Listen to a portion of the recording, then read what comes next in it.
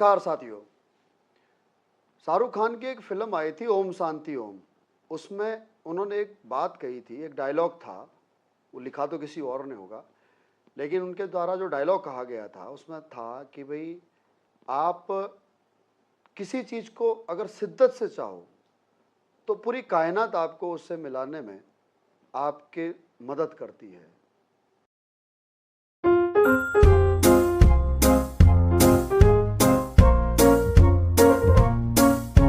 हमारे आज के मेहमान कमलेश मेहरा जी के जीवन में हुआ। उनकी जीवन के संघर्ष की कहानी बहुत तकलीफ भरी है। वो कैसे एक गरीब परिवार से लेकर के और AWPL में ब्लैक डायमंड तक का उन्होंने सफ़र तय किया है। दोस्तों, आज हम ये जानेंगे उनके बातचीत में। कमलेश सर, आपका बहुत बहुत स्वागत है हमारे आज के इस पॉडकास्ट में। मैं सबसे पहले तो धन्यवाद कहना चाहूँगा कि इतने बिजी शेड्यूल के बावजूद भी आपने मुझे समय दिया, और मैं आपकी लाइफ से बहुत पर्सनली बहुत एडमायर हूँ, बहुत ज़्यादा इंस्पायर हूँ।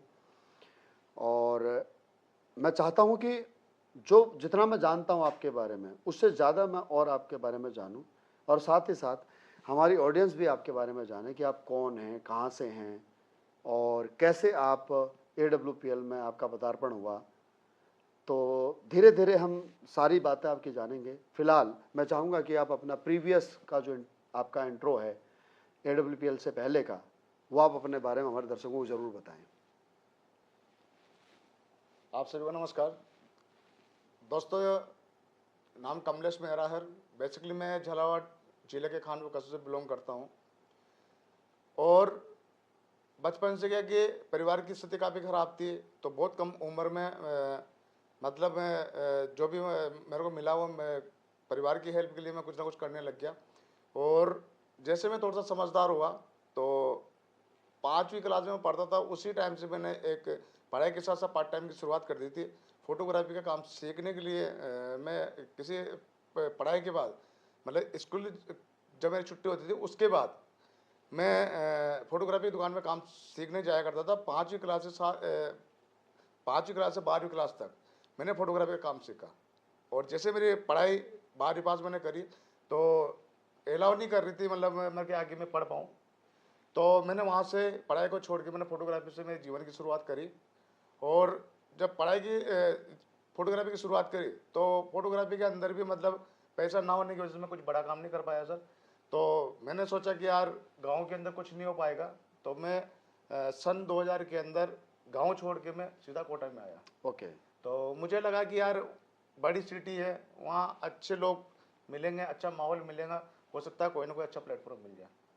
तो जब मैं कोटा के अंदर आया तो मेरा कोई ऐसा माहौल था नहीं, तो मैं वहाँ पे किसी को जानता भी नहीं था।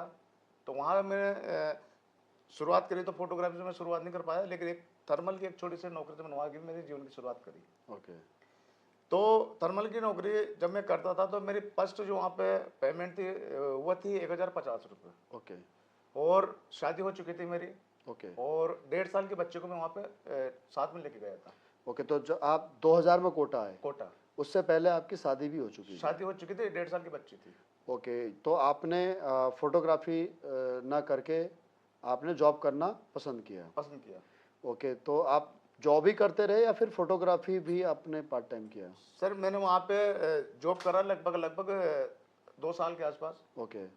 देखिए 2 साल में मुझे ऐसा लग रहा था कि वो एक सरकारी प्लांट था, मुझे नॉलेज नहीं थी कि यार यहाँ पे, क्योंकि जब मैं वहाँ पे लगा तो मुझे ऐसा लगा था कि यार ये सरकारी प्लांट है तो हो सकता है यहाँ पे परमानेंट हो जाएंगे। ओके। अगर डेली वेज पे आप गए थे? डेली बेच पे। ओके। तो फोटोग्राफी इसलिए मैं शुरू नहीं कर पाया था क्योंकि मैं किसी को जानता नहीं था वहाँ पे। ओके। तो वहाँ पे फोटोग्राफी के साथ साथ जैसे मैंने 1 साल नौकरी करी, 2 साल नौकरी करी, 2 साल नौकरी करने के बाद में मुझे लग नहीं रहा था कि यहाँ से कुछ हो सकता है। ओके। और जो नौकरी करती जो मुझे तनख्वाह मिलती थी उसमें मेरा खर्चा चल नहीं रहा था। तो वहाँ से मैंने पार्ट टाइम फोटोग्राफी की शुरुआत करी नौकरी करने के बाद। ओके। जैसे 5 बजे मेरी छुट्टी होती थी, उसके बाद में जैसे वहाँ पे लोकल जो फोटोग्राफर थे तो उनके मतलब मैं संपर्क में आया, और वहाँ से पर शॉट के हिसाब से मतलब मैं पार्ट टाइम में शादी में फोटोग्राफी मैंने करना शुरू कर दिया। ओके।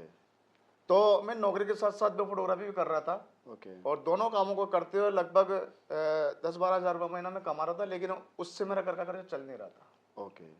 तो अब आप एक अपॉर्चुनिटी की तलाश में थे, जी तो महत्वाकांक्षी तो आप हैं, ये तो बहुत आपकी इस बात से पता लग जाता है कि आपने 5वीं क्लास से फोटोग्राफी सीखना शुरू कर दिया, चाहे आपको किसी ने मोटिवेट किया हो, गाइड किया हो, या फिर आपकी समझ से।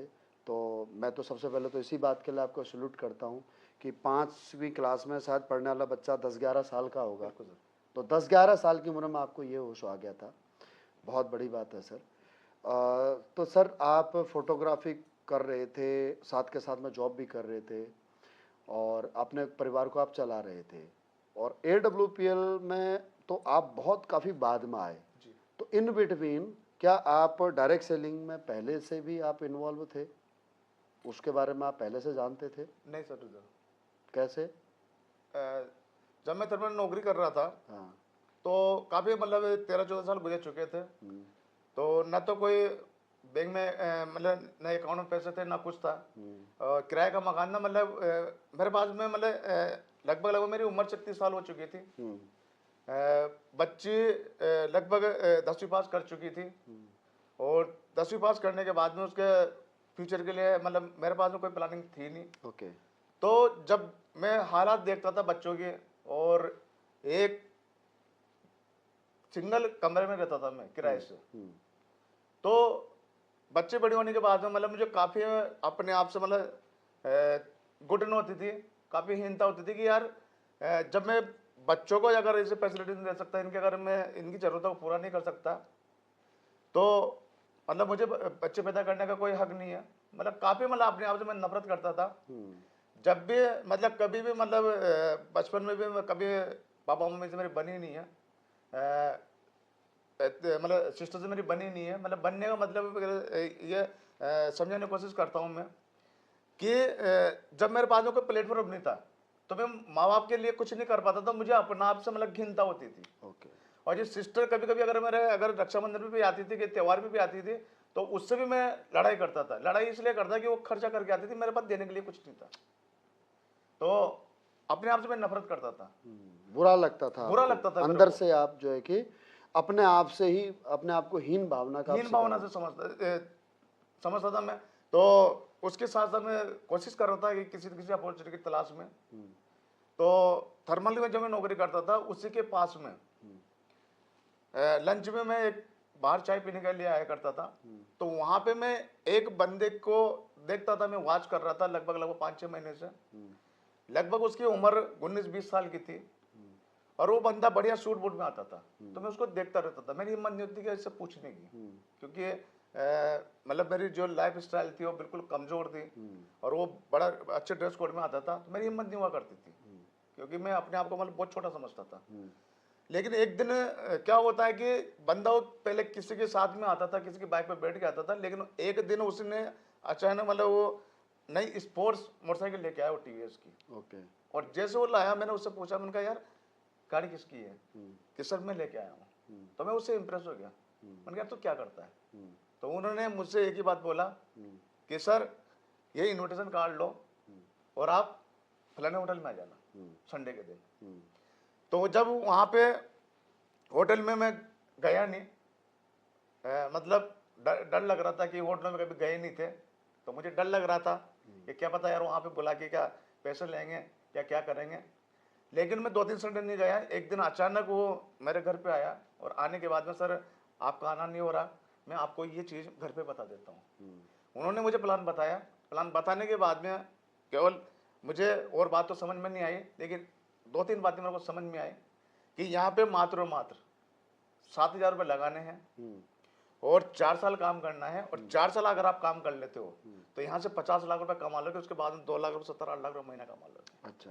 तो मैं उन्हीं बातों से इंप्रेस हुआ सबसे पहले तो, कि मैं जो फोटोग्राफी कर रहा था, तो ऐसा नहीं कि मैं फोटोग्राफी में पैसा नहीं कमा पाता, वहां भी कमा लेता, लेकिन उस फोटोग्राफी को बढ़ाने के लिए मेरे पास पैसा नहीं था। तो सबसे पहले तो भाई जिस प्लेटफॉर्म की तलाश थी, वो प्लेटफॉर्म तुझे मिल चुका है, क्योंकि यहाँ पे ज्यादा कुछ लगाना नहीं है, ठीक है। उसके बाद मेरी 36 साल की उम्र हो चुकी थी, तो मेरे पास में समय था नहीं, तो मुझे इसी अपॉर्चुनिटी की तलाश थी कि मुझे 2-5 साल के अंदर मैं अच्छा पैसा कमा लो। तो मैं वहाँ से इम्प्रेस हुआ, और इम्प्रेस होने के बाद में मैंने वहाँ पे काम करना शुरू करा, ठीक है। लेकिन जब मैंने वहाँ पे 2-3 साल काम करा, क्योंकि वहाँ पे बात होती थी 4 साल की, 5 साल की, लेकिन 2-3 साल काम करा, जब मैंने उस प्लेटफॉर्म को समझा तो मुझे लग नहीं रहा था कि यहाँ से कुछ हो सकता है। और लगभग 1-1.5 साल काम करके मतलब मैं इतना मोटिवेट हो चुका था, तो मैंने नौकरी को भी क्विट कर दिया था अच्छा और फोटोग्राफी बंद कर दिया था। अच्छा। तो लगभग मैंने 2.5 साल फुल टाइम काम करा वहाँ पे। तो वहाँ कुछ कमाया या नहीं कमाया? वहाँ पे सर मैंने लगभग 3-3.5 साल काम करा और मात्र 80,000 रुपये कमाए थे। 80,000 कमाए हाँ। थे। और नौकरी आपने कितने दिन बाद छोड़ दी थी उस कंपनी को काम करने के लिए? लगभग 1-1.5 साल बाद छोड़ दी थी मैंने वहाँ। ओके, तो फिर तो आपको सरवाइव करना बड़ा मुश्किल हो रहा बहुत होगा। मुश्किल हो गया था सर, जो मतलब इधर उधर से उधार सुधार करके मैंने खर्च चलाया था, क्योंकि मैं सोच रहा था कि 4 साल बाद तो पैसा आना ही है। ओके। तो उसी मोटिवेशन में काफ़ी घर की हालत काफ़ी ख़राब हो गई। 3.5 साल में 80,000? 80,000 रुपये। ओके, ठीक है। काफ़ी मतलब कर्जा हो चुका था। ओके। तो मतलब वहाँ पे इतने मतलब लोगों के सामने इतने चैलेंज कर चुके थे, मैं फलानी गाड़ी लाऊंगा, मैं ये करूंगा, मैं लाखों रुपए कमाऊंगा। तो जिधर भी जाता मतलब इतनी बुरी हालत हो गई तो लोग चिढ़ाने लग गए थे, हमारे नाम चेंज हो गए थे, जो भी बोलते और करोड़पति कब ला रहा तो गाड़ी, अरे गाड़ी दी तो कम से कम टायर तो दिखा दें, मतलब ऐसे मजाक ही बनना शुरू हो गई। तो कौन से साल से कौन से साल तक उसमें काम किया था? सर 2011 में मैं उसमें आया था, और 2011 से 2015 तक मैंने ओके, कंटिन्यू वहाँ पे काम करा। ठीक है। फिर उसके बाद में आप अब हाशिए पे आ गए, अब कुछ नहीं बचा कुछ आपके नहीं पास में। तो फिर वापस आपने जॉब या फोटोग्राफी करना शुरू किया? नहीं सर, मैं रनिंग में था वहाँ पे। ओके, रनिंग में थे। रनिंग तो में था। जब आपको AWPL उसी टाइम को मुझे AWPL देखने का मौका मिला। ओके, तो इसका श्रेय आप किसको देना चाहेंगे? मेरे एक साथी हैं जो वो मेरे रिव्यूअर कंपनी में साथ में हम काम करते थे, हाँ। मनोज यादव जी। ओके। उनके माध्यम से मेरे रामी सर से मेरी मुलाकात हुई। ओके। तो विश्वास हो नहीं रहा था, हम्म, लेकिन मनोज यादव जी ने मेरे को एक बात बोली कि एक एक बहुत अच्छी कंपनी आई है। हम्म, तो मैंने कहा सर ये कंपनी की बात मत करो, हम्म, ठीक है, क्योंकि पहले भी लाइफ खराब हो चुकी है। हम्म, लेकिन उन्होंने रामी सर कोटा आए हुए थे, तो रामी सर को मेरे नंबर दे दिए और रामी सर से बात कराए, तो कि सर मैं यहाँ पे आया हुआ हूँ और मनोज जी ने आपके बारे में बताया मेरे को, तो आप यहाँ स्टेशन पे आ जाओ। हम्म, तो जब मैं एक लेप पे बैठा हुआ था, तो उस टाइम पे स्थिति बहुत खराब थी। मतलब जेब में 50 की नोट थी, हम्म, गाड़ी में पेट्रोल नहीं था, हम्म, और मोबाइल में रिचार्ज के पैसे नहीं थे। हम्म, तो जैसे सर का फोन आया तो मैंने सोच रहा था कि यार वहाँ तक गाड़ी पहुँचेगी नहीं पहुँचेगी, पहुँच भी गई तो वापस आएगी नहीं आएगी, क्या पता कि सर कौन से वहाँ होटल में कौन से रूम में मिलेंगे। तो सोच रहा था कि यार मोबाइल में रिचार्ज कराऊँ या गाड़ी में पेट्रोल डलाऊँ। ओहो, लेकिन फिर भी हिम्मत करी मैंने, चलो चलते तो हैं, होगा जो देखा जाएगा। मैं वहाँ चला गया, रामी सर से मेरी मुलाकात हुई, रामी सर ने मुझे प्लान दिखाया। प्लान दिखाने के बाद में सर ने मेरे से पूछा कि सर काम कैसा लगा। मैंने सर काम तो अच्छा है, क्योंकि डायरेक्ट सेलिंग से मैं इतना नेगेटिव भी नहीं था, तो काम तो अच्छा है सर, तो सर शुरुआत करें। मैंने कहा सर मैं शुरुआत नहीं कर सकता। अच्छा। तो सर ने बोला कि सर आप बोल रहे हो काम अच्छा है, फिर भी शुरुआत क्यों नहीं कर सकते। मैंने कहा सर मुझे अपने आप पे विश्वास है कि मैं कामयाब हो सकता हूँ, लेकिन मुझे डर है यहाँ पे, क्योंकि पहले भी मैं कामयाब हो सकता था, लेकिन पहले कहीं ना कहीं मुझे अच्छे लोग नहीं मिल पाए, तो इसी वजह से मुझे डर है। क्योंकि अब मेरे पास में समय नहीं है, क्योंकि पहले तो मेरे पास में समय भी था, लेकिन अब समय नहीं है। और तो 40 हो गई उम्र जी, और किसी का मुझे डर नहीं है।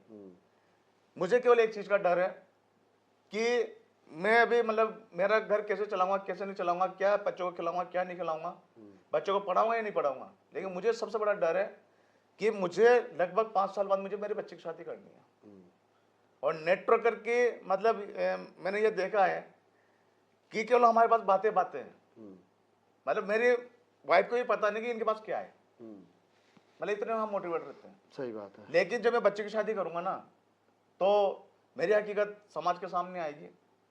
तो सर मैं दोबारा मेरी लाइफ खराब करना नहीं चाहता, मैं वापस उसी नौकरी में वापस जाना चाहता हूं। तो रामी सर ने मुझे काफ़ी विश्वास दिलाया कि कमलेश सर आपको यही बात है ना कि बच्चे की शादी करनी है और आपको यही डर है ना कि आप कामयाब होगे नहीं होगा, तो आप काम की शुरुआत करो, दोनों भाई मिलके काम करेंगे।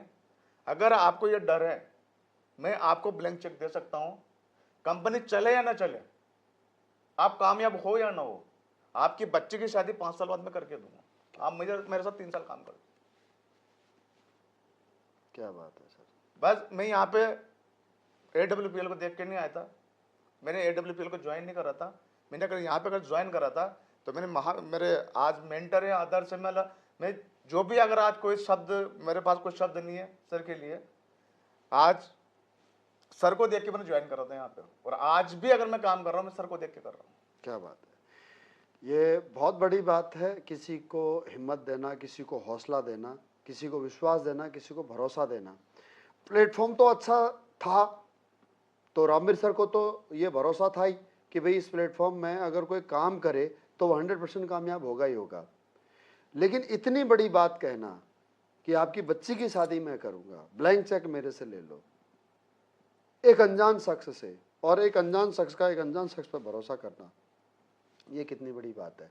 इसीलिए मैं हमेशा कहता हूँ कि जैसा रामवीर सर के माता पिताजी ने सोच समझ करके उनका नाम रखा, वैसा ही उनका चरित्र भी यहाँ पर दर्शाता है। भगवान श्री राम भी शायद वो इसी प्रकार का चरित्र था उनका कि वो कमज़ोर लोगों की मदद करते थे, कमज़ोर लोगों को साथ लेकर के चलते थे।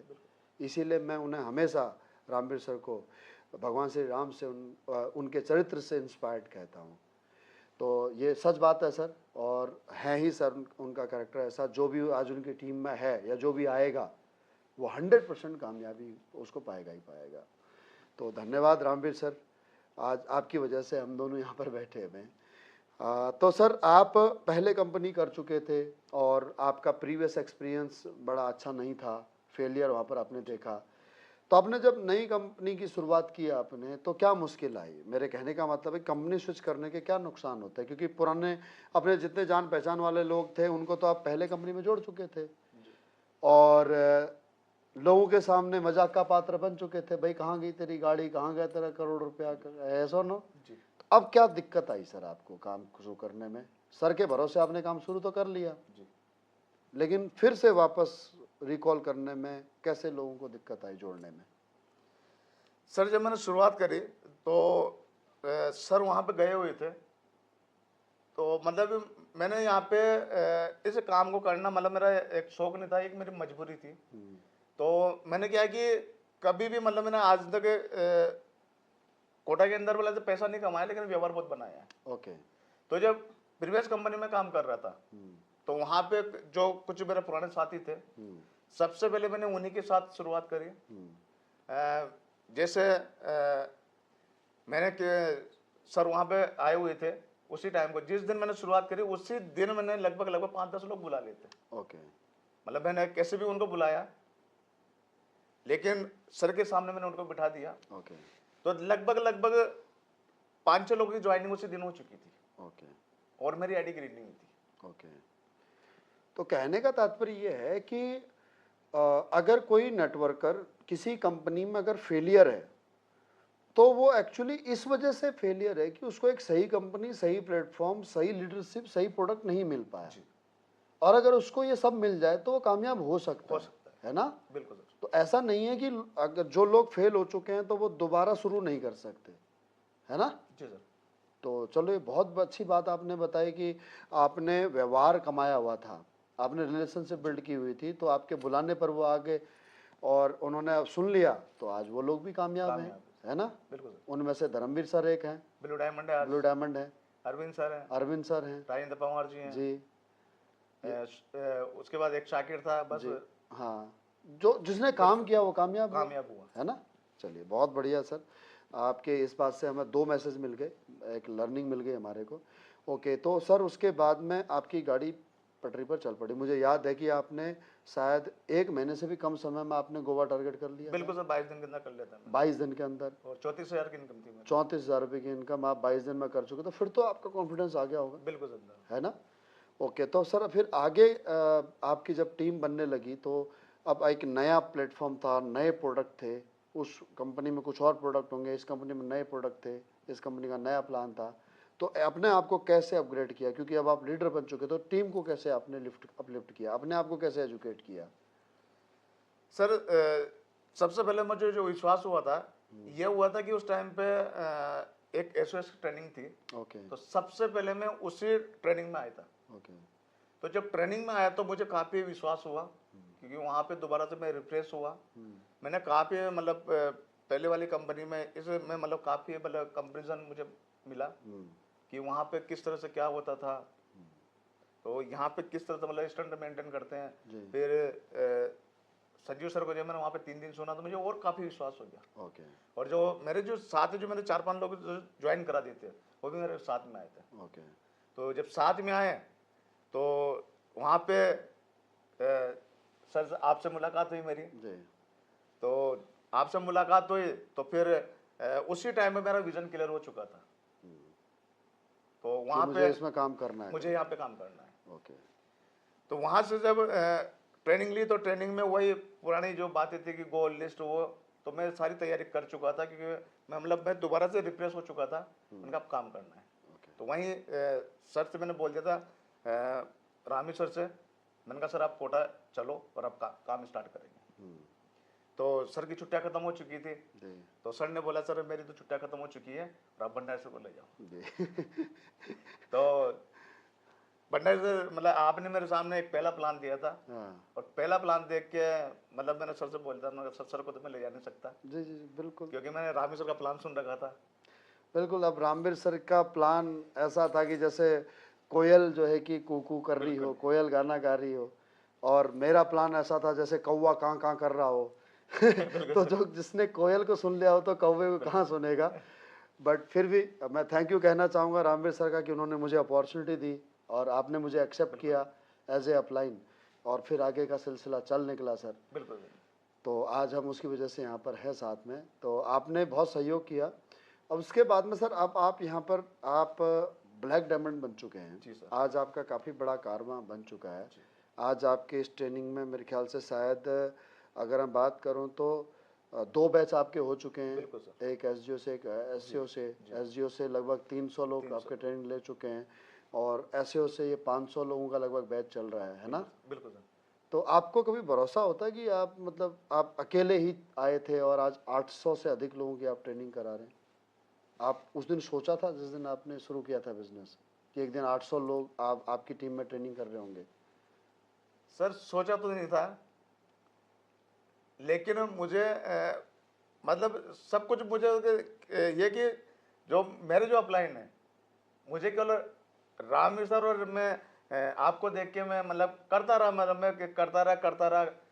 तो ज़्यादा आप दिमाग नहीं ज़्यादा लगाते? दिमाग नहीं लगाया मैंने। ओके, तो आप कहने का मतलब अनुसरण करने वाले हैं। बस। अब ये लीडर की एक बहुत अच्छी निशानी है कि जो एक अच्छा फॉलोवर है वही एक अच्छा लीडर है। बिल्कुल सर। ये कहीं तो मैंने संजीव सर से मैंने ये बात सुनी थी। तो सर वाकई में आप एक महान लीडर हैं, और आपकी लीडरशिप में मुझे यकीन है कि जितने भी आज आपके ब्लू डायमंड हैं, चाहे वो धर्मवीर सर हों, अरविंद सर हों, या ओम प्रकाश सर हों, या मनोज सर हों, या आपके अपकमिंग डायमंड्स हैं, वो डेफिनेटली कामयाबी की बुलंदियों को छुएंगे। तो सर हम अब अंतिम पड़ाव में हैं। अब आपसे मैं कुछ एक रैपिड क्वेश्चन पूछना चाहूँगा। तो कुल समय आपको यहाँ पर कितना होगा काम करते हुए? सर ये मेरा 7वां साल चल रहा है। 7वां साल चल रहा है। कुल इनकम आपकी? अभी मेरी इनकम 3.5 करोड़ रुपए की है। 3.5 करोड़। बहुत बहुत बधाई हो। तो अभी भी आप किराए के मकान में रहते हैं या अपना मकान खरीद चुके हैं? सर मैं मकान खरीद चुका हूँ। ओके, बनाया खरीदा? सर मैंने खरीदा है। कितने का? मैंने लगभग 35 लाख रुपए खरीदा था। हाँ 2.5 लाख रुपए की रजिस्ट्री, मतलब 7.5 लाख रुपए, और 20 लाख रुपए मैंने उसमें लगाया। लगभग 55 लाख रुपए के ऊपर 55 से 60 लाख रुपए का मकान में आज मैं रह रहा हूँ, और लग्जरी मकान है बिल्कुल। क्या बात। पूरा लगभग 7 लाख का फर्नीचर है उसमें। ओके, तो इस बिजनेस में आने से पहले आप कौन सी गाड़ी मेंटेन करते थे? सर इस बिजनेस में आने से पहले एक मेरे पास में बॉक्सर गाड़ी हुआ करती थी, बॉक्सर 80 मोटरसाइकिल। वो भी पूरी जिंदगी में मतलब मैंने कहीं से ससुराल से थोड़ा सा सारा लगाया करके 11,000 रुपये में सेकंड हैंड ली थी। ओके। और उस प्रीवियस कंपनी के अंदर मैंने उसको इतना चला चुका था कि जहाँ भी जाता था ना, मतलब अगर मैं किसी अगर सामने अगर जा रहा हूँ उस गाड़ी को मैं कम से भी कम 500 मीटर दूर खड़ी करके आता था। ओके, शर्म लगती थी। शर्म लगती थी कि वहां अगर उसके सामने जाऊंगा और जब दोबारा उसको स्टार्ट करूंगा, क्या पता स्टार्ट होगी नहीं होगी। ओके, ये भी डर था। ये भी डर था। ओके, और अक्सर वो एक मजाक उड़ता ही है, मीम्स में बनता ही है कि खुद तो मोटरसाइकिल में आया और हमें BMW के सपने दिखा रहा है। तो आज आप गाड़ी कौन सी चला रहे हैं? सर आज मैं BMW गाड़ी चला रहा हूँ। गौर से सुनिए, यही है वो लड़का जो मोटरसाइकिल में आया था और आज BMW में। किसी को यकीन ना हो तो सर की प्रोफाइल पे जाकर के चेक कर लें, सर का नंबर भी चेक कर लें, रजिस्ट्रेशन नंबर।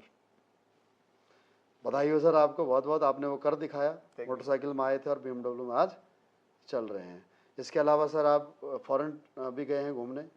सर फॉरेन में नेपाल जाके आ चुका हूँ, थाईलैंड लगभग 4 से 5 बार जाके आ चुका हूँ। क्या बात है। उसके बाद दुबई है, मलेशिया है, और अभी स्विट्जरलैंड पेंडिंग पड़ा हुआ है। ओके, अंडमान निकोबार पेंडिंग पड़ा हुआ है, अभी यूरोप पेंडिंग पड़ा हुआ है। सर मैं दुबई का एक्सपीरियंस आपसे जानना चाहूँगा। जब आप परिवार के साथ दुबई गए जी, तो बच्चों के सर एक्सप्रेशन, उनके मन के मैं भाव समझना चाहूँगा। सर जब दुबई गया मैं तो मतलब बता नहीं सकता कि बच्चे मतलब कितने खुश थे। मतलब ज़िंदगी में कभी मतलब फ्लाइट हमने देखी नहीं है, और जब वास्तव में जब बच्चे पहली बार जो एयरपोर्ट पे गए तो उनको लगा कि मतलब बच्चे बताए कि तो क्या जन्नत है। आज भी जब मैं बच्चों को जब एक बार मैं गोवा लेके आया था पहली बार, जब मेरे बच्चे एक होटल के अंदर रुके थे हम, जहाँ पे बालकनी का वाला मुझे रूम मिला हुआ था, आज भी बच्चे उस बात को दोहराती है कि पापा मकान अगर बनाना ना हो बालकनी वाला बनाना। ओके, तो दुबई का तो मैं मतलब एक्सपीरियंस मतलब क्या शेयर करूँ सर। उस मतलब जब पहली बार बच्चे गए ना सर, तो मतलब इतने भावुक हो रहे हो कि मतलब क्या लाइफ थी। प्राउड होता होगा आज आपके बच्चों को आपके ऊपर? सर प्राउड तो अभी मतलब ये बताऊं मैं, अभी बच्चा मतलब बच्चा मेरा नहीं है, मतलब मेरे साले का बच्चा, मतलब वो बचपन से उसकी 6 महीने की एक्सपायर मतलब वो था, वो टाइम एक्सपायर हो गई थी। अभी मेरे साथ ही रहता, मतलब वो मम्मी पापा वहाँ मैं समझता हूँ। एक दिन की बात है कि मुझे उसके स्कूल में उसका टीचर ने बुलाया, और टीचर ने बोला कि आप इन बच्चों को क्या बताते हो, क्या बोलते हो इनसे। मैंने मैडम क्या बात है कि मैंने इससे पूछा कि चिंटू तो पढ़ाई करा कर। तो ये बच्चा बोलता कि पढ़ाई करके क्या करना मैडम। अच्छा, तो क्या करेगा कि जो मेरे पापा कर रहे हैं ना मैं वो करूँगा। ओके। आज इतना प्राउड है। क्या बात है, बहुत बढ़िया। एक दिन की बात है से मेरा जयपुर में शो था 17 मार्च का ब्लैक डायमंड का, फेसबुक पे शेयर कर रखा था। तो बच्चे की मैडम ने उसको बुलाया और उससे पूछा कि ये तेरे पापा क्या करते हैं, कि मेरे पापा ऐसे नेटवर्किंग करते हैं। तो कि देख तेरे पापा को देख, तो इससे इनसे कुछ सीखा कर। अच्छा, कितना बड़ा काम करते हो। क्या बात है। तो आज बच्चों को भी प्राउड होता है। बिल्कुल। आज पूरे स्कूल के अंदर मतलब घर के सामने थोड़ा सा स्कूल है मेरे, तो पूरे स्कूल वालों को बच्चों को मालूम है कि आज मतलब इसके पापा के पास BMW है।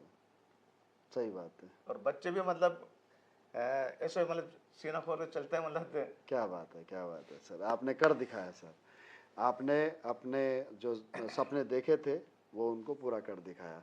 बहुत अच्छा लगा सर आपसे बात करके। आज मैंने और भी वो बातें जानी जो आप आज तक मुझे पता नहीं थी, और ऑब्वियसली ऑडियंस आपको जो पहली बार सुन रहे हैं, तो ये देखिए दोस्तों, प्रत्यक्ष को प्रमाण की आवश्यकता नहीं, ये वही लड़का है जो मोटरसाइकिल में आया था और आज BMW में चल रहा है, जिसका मजाक उड़ाया था आपने। तो एक इस वादे के साथ में सर मैं आपसे विदा लेना चाहूँगा कि मैं जब भी आपको दोबारा चैनल पर बुलाऊं तो आपको आना पड़ेगा। Thank you. धन्यवाद।